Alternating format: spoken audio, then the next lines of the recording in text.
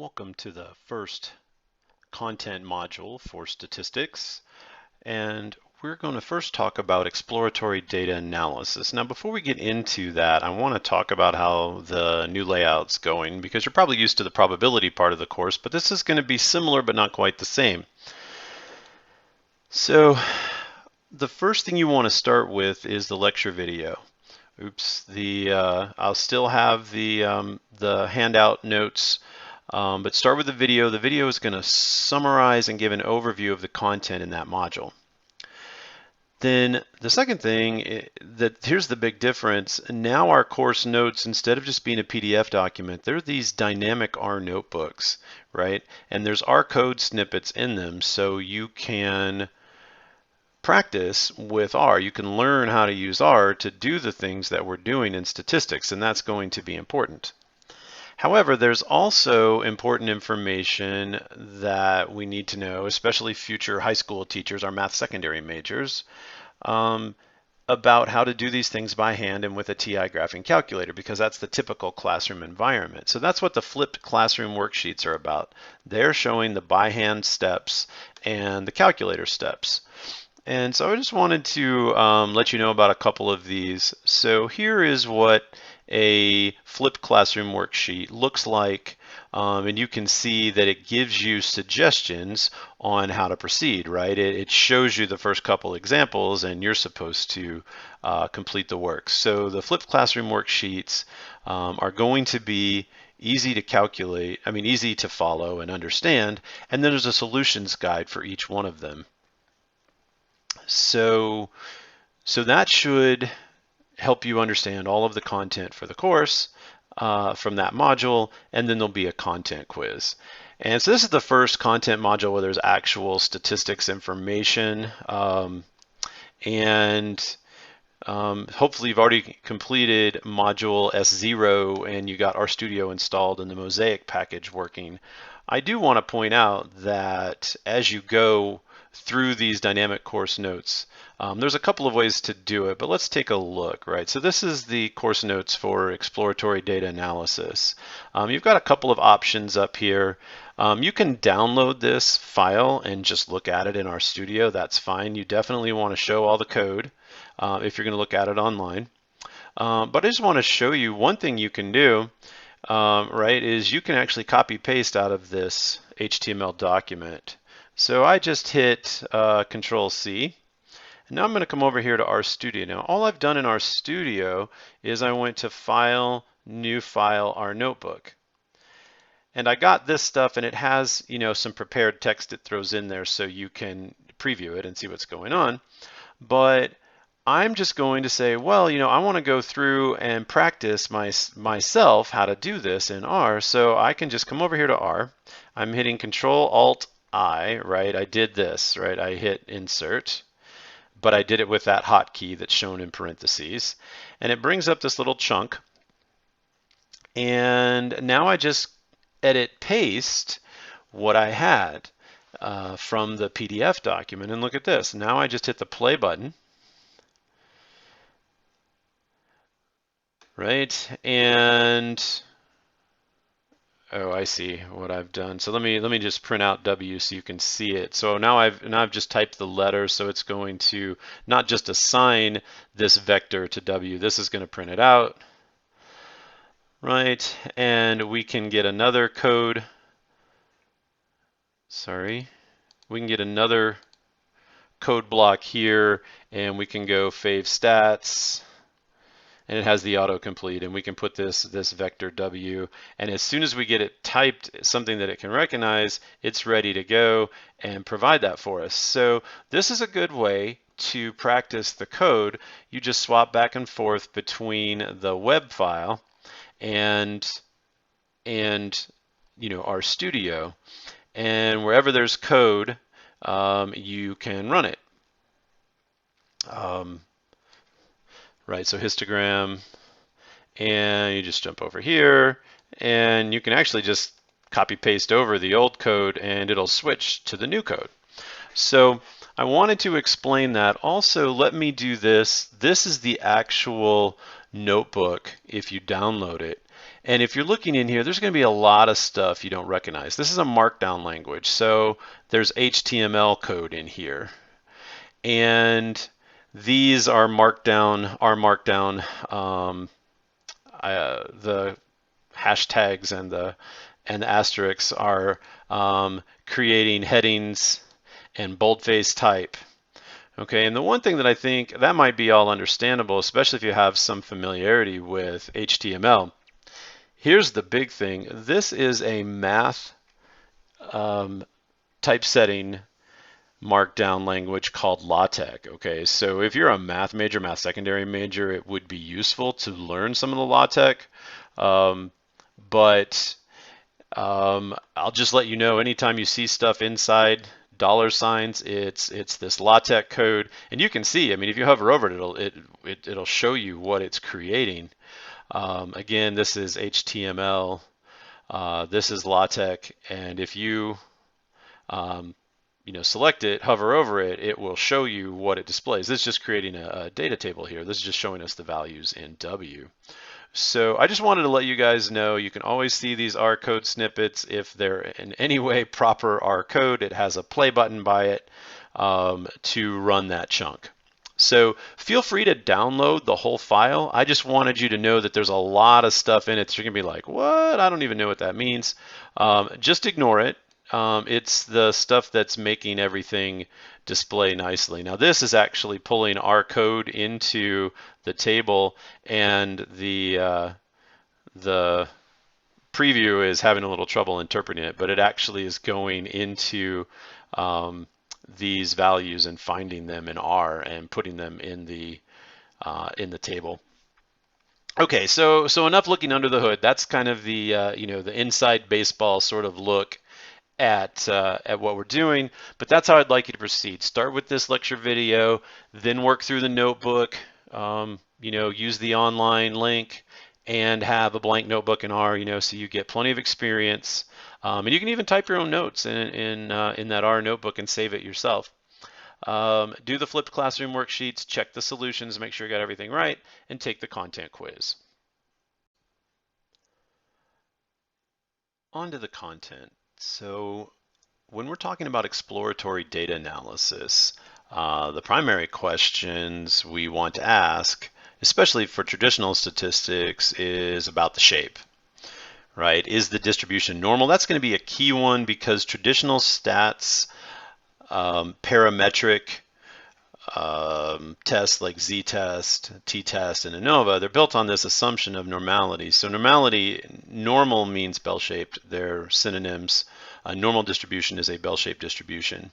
So that's the key one we're looking for. Uniform distribution, that's where all the probabilities are equally likely. So then the histogram bars are pretty close to the same height if we have a uniform distribution.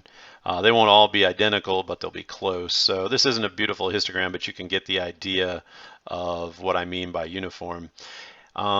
Is it some other known distribution? Is it kind of cyclic? Does it look like it might be a trig function? Is it sort of bimodal? That's where you have two. There's some examples, both in the dynamic course notes and later on in this presentation about bimodal, but it's basically two bell shapes, right? With sort of two centers and two clusters where the two clustering values. So we'll take a look at that in just a minute, but that's the key question, is we're trying to ask what kind of shape does this data have? And then the second thing we want to know about is skew and outliers. Outliers are influential data points. They influence the mean quite heavily, and so often they can throw off statistics, especially when we're running a z-test or a t-test or ANOVA, these ones that have these normality assumptions. Especially in small data sets, an outlier can make results look significant that aren't actually significant at all. So we want to be careful as we do our exploratory data analysis that we check for skew and outliers, and we'll talk about exactly what that means in a moment. Briefly, we have two types of data, qualitative or categorical data, and we will use these mostly as grouping variables. There's not a ton to do, although we do have a cool package of tests that we'll look at, the chi-squared tests use category data. Z-proportion tests are actually category data. When we're doing exploratory data analysis, though, we're generally using numeric data, although we might have a group, right, like freshman, sophomore, junior, senior type groupings of these different numbers. And just letting you know that we're going to have this data set X, and we're going to have N values inside that data set. So hopefully you know about the difference between the population and the sample. So the sample, these are the statistics we actually collect. So let's say we're doing research on these 7,000 or so undergraduates on the Dahlonega campus of the University of North Georgia. Well, we don't talk to all 7,000 of them. We try to get a representative sample of 200 or 300 of them. And our sample statistics, this is the mean, X bar, and the standard deviation. So the 200 people we actually talk to who sign the consent forms and do our study, we can calculate X bar and S. We can calculate the average and the standard deviation from the sample. What we do then is we use the sample statistics to make estimates of what are called the population parameters. So for the population, we call the average mu. This is the Greek letter mu, which is spelled MU. And you might be used to seeing this one on social Greek fraternities and sororities, but it looks like our capital M. They use a capital letter. This is a lowercase mu and also a lowercase sigma. The uppercase sigma looks a lot like our summation symbol. That's uppercase sigma, but we're concerned with lowercase sigma, which looks like an O wearing a little hat, at least to me. Looks like an O wearing a ball cap. And again, we're going to use these sample statistics that we can actually calculate from the people we talk to who are in our study, and we're going to estimate the population parameters using these sample statistics.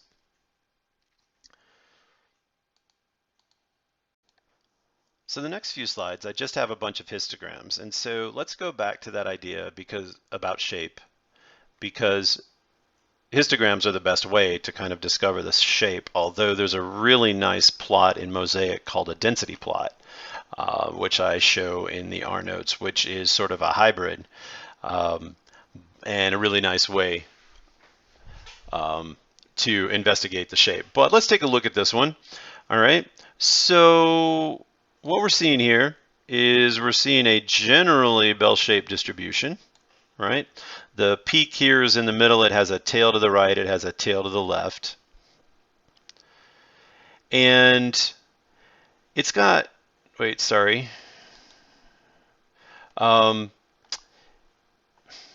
I jumped ahead here. There's my histogram A. Okay. And so this is pretty nice. This is about the nicest histogram we could expect from real world data. Let's see, so there are 1, 2, 3, 4, 5, 6, 7, 8. 8 of these intervals in the right-hand tail, and 1, 2, 3, 4, 5, 6, 7, 8. So there's 8 bars to the left of this tallest bar, 8 bars to the right of this tallest bar. So the tails of this distribution look pretty symmetric. So we would say that this is bell-shaped or normal, which means we have evidence that the data were drawn from a normal distribution. And we would think that the mean is somewhere here in the middle where these tallest bars are. And since the tails are about symmetric, that's what we'd say, approximately symmetric, approximately bell-shaped. An approximate bell shape that's approximately symmetric. Let's take a look at the next one. Okay, so this one's bimodal. As you notice, there's this big clump of data here, but there's this other big clump of data over here. So it looks like there's sort of 2 clustering points, right? That there's some data clustering down here, making the frequencies a lot higher here. There's another clustering point here. So this is sort of 2 bell-shaped distributions, but instead of a single clustering point, there's 2. And this kind of data can be useful, but we have to be careful with it. It can do some funky things. So is this bell-shaped? And the answer is yes. This is still approximately bell-shaped, but there's a huge skew, right? So we look at these tallest bars here, And if there's an evidence of a tail over to the right, we're fine, right? As long as there's evidence of a tail on both sides. Now, obviously, the evidence of the tail, the evidence is that the tail is much, much longer to the left. So this is what we call skew, and it's skewed in the direction of the longer tail, okay? And so then there's these two ideas, skew and outliers.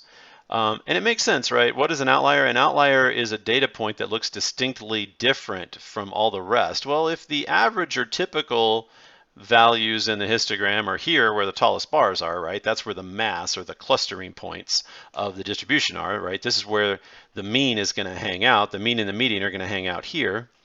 And when the tail is much, much longer to the left, where do I have room for outliers? Well, I'm not going to have outliers over here, right? There's no room for them, right? They don't, the data points don't get that far away from the mean or the median here.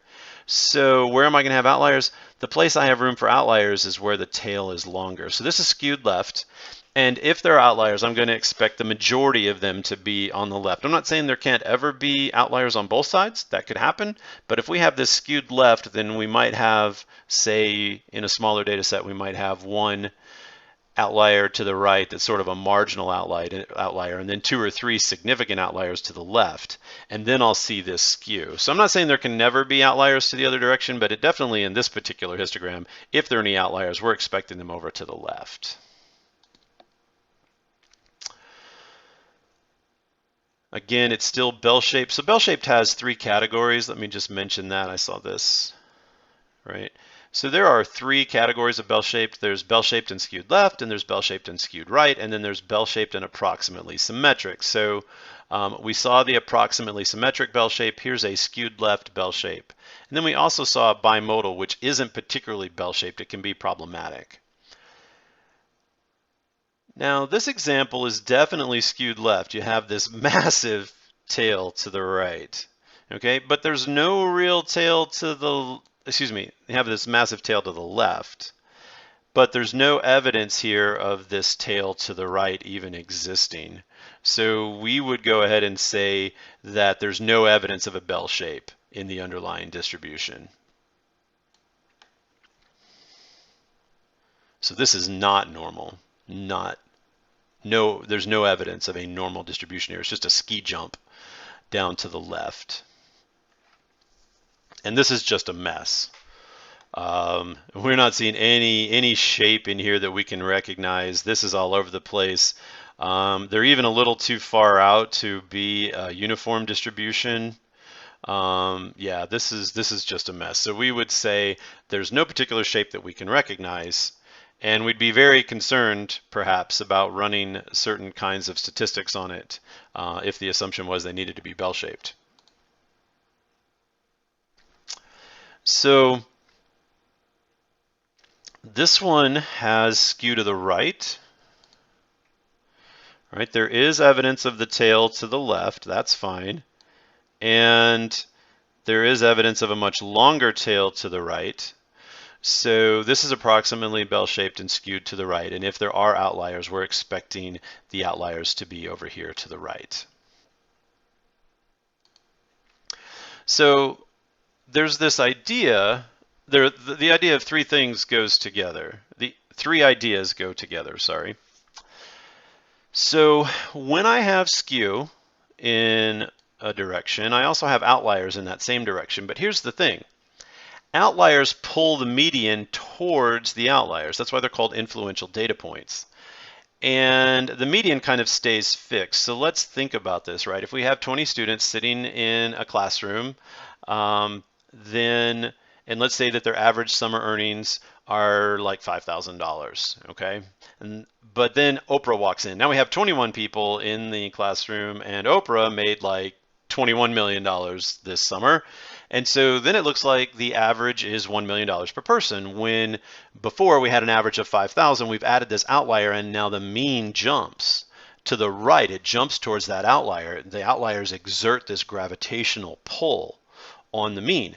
But think about the median, right? So the median was the average of the 10th and 11th student, and let's say it was around 5,000. And then Oprah comes in. Well, now there's just one extra data point, but so the median is going to be the 11th person if I line them up from least to greatest. So the median might change from 5,000 to 5,100 or something, but it's not going to change very much. It's going to still stay in the middle. So when I have skew and outliers, the median is going to be resistant to it. The median will stay in the middle, but the mean will get pulled towards the direction of skew, the direction of outliers, where this tail is longer. So I know that if I see skew in the histogram, I should expect outliers, and I should expect the mean to be greater than the median. And I know if I look at a box plot and see outliers confirmed, that I should expect skew. Well, I'm probably also seeing the skew, but I should expect skew in the same direction as where the outliers are. And I should expect the mean to be pulled towards those outliers.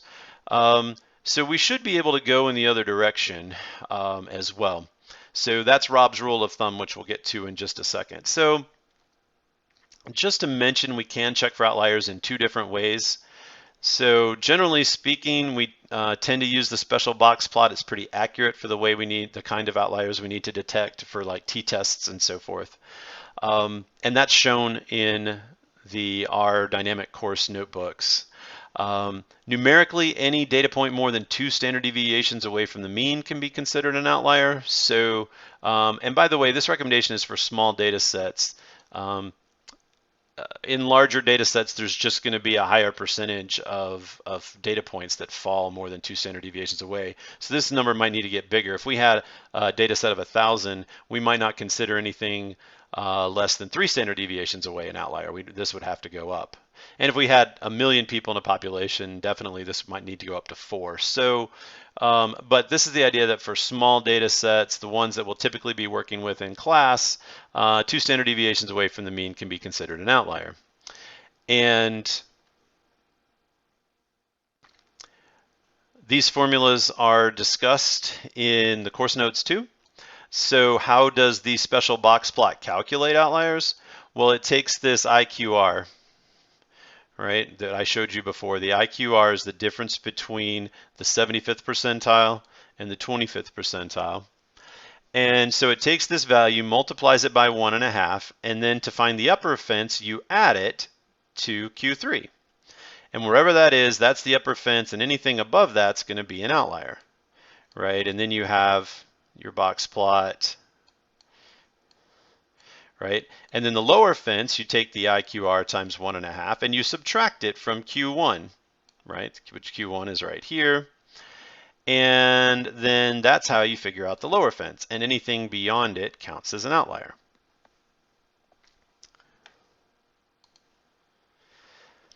And here we are. This was I got one slide ahead. I was explaining this, right? So these are the 3 concepts that go together, right? When you're doing this data analysis, you should recognize these 3 concepts, that if I find significant outliers to the right and none to the left, I'm expecting that the histogram will show this skew to the right, right? If I see outliers, I'm expecting skew to the right. And I'm also expecting these outliers to pull on the mean. Right? The mean is going to go to the right and therefore be greater than the median. Not always. There are some funky data sets where it's not true, but generally speaking, if you have outliers to the left, the mean is going to be significantly greater than the median. Well, as I was saying, we can either see the outliers in a box plot, or I can see the histogram first and see the skew and expect the outliers because of the skew. And in that case, I would still expect the mean to be greater than the median, because I would expect outliers to be where the skew is and the mean to be pulled towards the outliers. So then I created this thing called Rob's rule of thumb. This is not official statistics. This is just my rule. So in my course, and it's just a good way to think about it, because the mean and the median are always a little different, but the question is, when are they different enough that we can expect skew and outliers, right? They're different calculations. One is list all the numbers from least to greatest and take the average of the middle 2, or the middle one if there's an odd number. And the other one is you add up all the numbers and divide by the number of numbers. Well, of course, they're going to be a little bit different. I mean, they're just calculated differently. But what does it mean to be different enough? And so just after looking at hundreds and hundreds of these data sets over the years teaching Intro to Stats in this particular course, I found that this kind of makes sense. That if the difference between the mean and the median is more than 1/10 of a standard deviation, then I should expect skew and outliers. So if the standard deviation is 9, 1/10 of a standard deviation is really easy to calculate. I just move the decimal place over and then 0.9.